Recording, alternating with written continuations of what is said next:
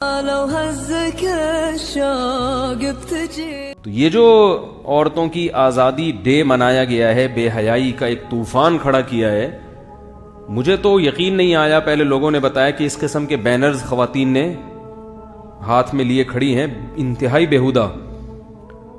تو پھر جب مجھے واٹس ایپ پہ میں نے دوستوں سے کہا کہ وہ پوسٹ بھیجیں مجھے کیا کیا بینر ہیں، تو وہ میں نے اپنی آنکھوں سے جب دیکھے تو اس سے پتہ چلا کہ یہ جو لبرل لوگ ہیں، سیکولر لوگ ہیں، عورت کو کس تباہی کی طرف لے کے جا رہے ہیں. عورتوں کو پتہ نہیں ہے کہ تمہارا بیڑا غرق ہونے والا ہے.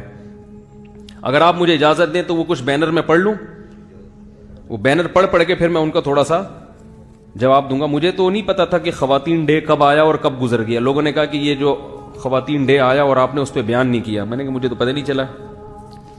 تو وہ پھر جو بیہودہ کم ہے وہ واٹس ایپ تو میرا گھر پہ رہ گیا. لے آؤ یار، میرا موبائل گھر پہ ہے، کیونکہ یہ ابھی ایشو گرم ہے نا، گرما گرم چپت لگ جائے تو کیا خیال ہے بھائی؟ اگر کوئی ٹھنڈا ہو نا، بچہ سو رہا ہو اور آپ اس کو اٹھ کے 2-3 چماٹ لگاتے ہیں، وہ کہے گا ابا پہلے باڈی کو گرم تو ہونے دیتے. کیا خیال ہے؟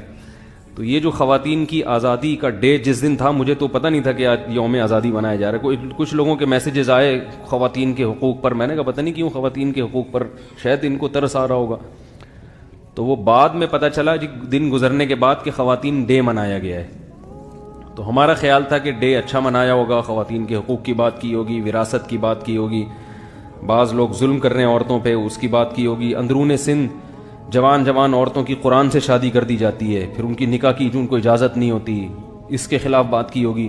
تو پتہ یہ چلا کہ ایسی کوئی بات نہیں ہے.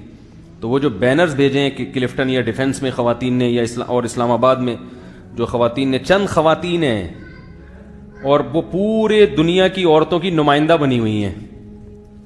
نہ ان کو کسی نے ووٹ دے کے اپنا نمائندہ بنایا، لیکن سوشل میڈیا نے اتنا پروموٹ کیا ہے کہ حضرت حاجی عبد الوہاب صاحب کے جنازے کو ایسا پروموٹ پاکستان کی تاریخ میں میری رائے کے مطابق، میری معلومات کے مطابق سب سے بڑا جنازہ حضرت حاجی عبد الوہاب صاحب کا تھا. میڈیا نے اس کو کوریج بولو بھائی نہیں دی.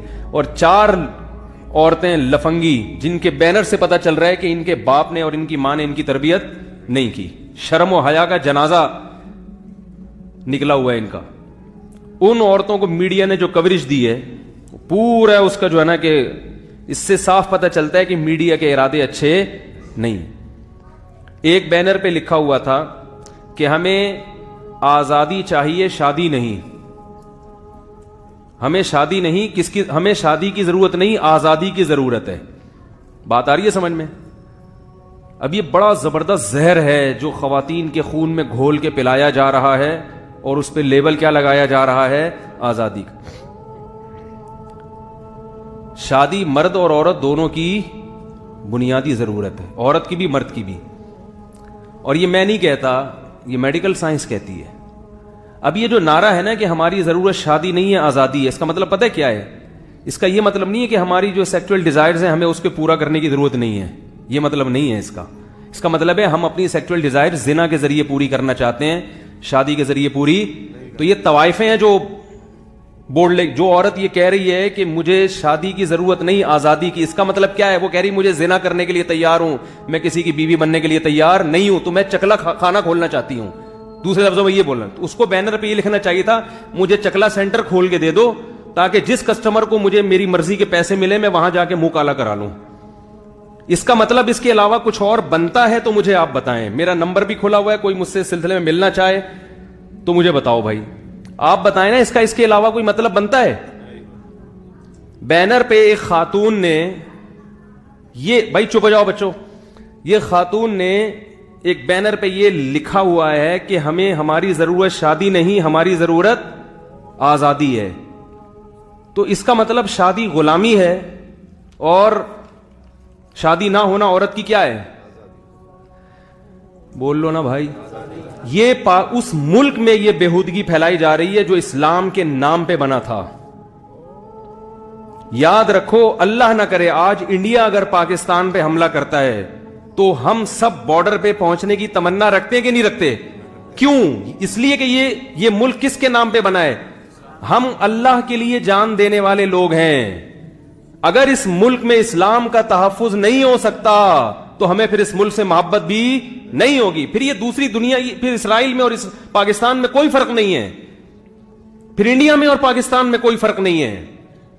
ہم جو اس ملک پہ مٹنے کا جذبہ رکھتے ہیں, اور الحمدللہ رکھتے ہیں, ہمیں فخر ہے اور ہمارے ارادے اچھے ہیں, اس کی بیس یہ ہے کہ یہ ملک کس نام پہ بنا ہے؟ لا الہ الا اللہ کے نام پہ. اس ملک میں اگر ایسا بینر لگایا جائے گا کہ ہماری ضرورت آزادی ہے, شادی ہماری ضرورت نہیں ہے, تو اس بینر کا صاف مطلب ہے کہ ان عورتوں کو چکلے خانے کھول کے چکلا کھولنے کی اجازت دے دو. یہ چونکہ سیکسول ڈیزائرز تو ان عورتوں کی ختم نہیں ہوں گی, وہ بوائے فرینڈ کے ذریعے پوری کریں گی. جیسے بکریوں میں 10 بکرے ایک بکری سے اپنی خواہش پوری کرتے ہیں, ایسے ایک عورت 10 مردوں کے بستر کی زینت بنے گی. اس پمفلٹ کا یا اس میسج کا اس کے علاوہ اگر کوئی اور مطلب نکلتا ہے تو آپ مجھے بتا دیں. یا وہ عورت بزبان حال, وہ خاتون بزبان حال یہ کہہ رہی ہے کہ میں اتنی پاک دامن ہوں کہ مجھے شادی کی ضرورت نہیں ہے, جیسے مریم علیہ السلام نے بغیر شوہر کے زندگی گزاری بڑی عفت کے ساتھ, تو ہم بھی اتنی نیک خواتین ہیں اس معاشرے کی کہ ہمیں بھی شوہر کی ضرورت نہیں ہے, اور ہم ویسے ہی ملک کی تعمیر و ترقی میں اپنا کردار ساری عمر ادا کرتے رہیں گے اپنے دامن کو بچا کے. یہ مطلب تو میرا خیال ہے. کیا خیال ہے؟ یہ نہیں ہو سکتا. تو پھر وہی مطلب نکلتا ہے کہ ملک میں چکلے خانے بھی کھلنے چاہیے. چکلے خانے جو ہے نا, آپ کہہ سکتے ہیں نہیں یہ تھوڑی کہہ رہی ہے کہ چکلا سینٹر کھول دو. بھائی جو بھی عورت زنا کرے گی اس کا جو بھی اڈا ہوگا, جو بھی مقام ہوگا, تو وہی چکلا خانہ ہوتا ہے. چاہے آپ اس کو کسی 5 اسٹار ہوٹل کا کمرہ کہہ دو یا آپ اس کو کوئی اور اچھا سا نام دے دو, ہوتا وہی ہے. اور ایسی عورتیں طوائفیں ہی ہوتی ہیں, چاہے آپ ان پہ لیبل کچھ بھی لگا دو. لیبل اچھے لگا کے ایک برائی کو کیا کیا جا رہا ہے؟ پروموٹ کیا جا رہا ہے. ہمارے حکمرانوں کی یہ ذمہ داری ہے کہ ایسی ایکٹیویٹیز پہ پابندی لگائیں, ورنہ یہ ملک اگر لبرل اور سیکولر بن گیا تو ہم اس ملک کے لیے جان دینے کا جذبہ نہیں رکھیں گے. کیوں ہم اس ملک کی مٹی کے لیے جان دیں؟ بھائی کیا ہے اس ملک کے اندر؟ کیوں ہم جان دیں؟ ہم اس ملک کے لیے اس لیے جان دیتے ہیں کہ ہمیں پتا ہے کہ اس کا اجر ہمیں کون دے گا؟ اللہ دے گا. اور اللہ جب دے گا جب یہ ملک اسلامی ہو, ورنہ نہیں دے گا اللہ اجر. یہ مسلمانوں کا ملک ہے. اسلام کے لیے جو لڑتا ہے وہ ہے جہاد فی سبیل اللہ. جو اسلام کے علاوہ کسی اور چیز کے لیے لڑتا ہے وہ اس کا لڑنا اللہ کے راستے میں جہاد نہیں کہلاتا. من قاتل لتکون کلمۃ اللہ ہی العلیٰ فہو فی سبیل اللہ.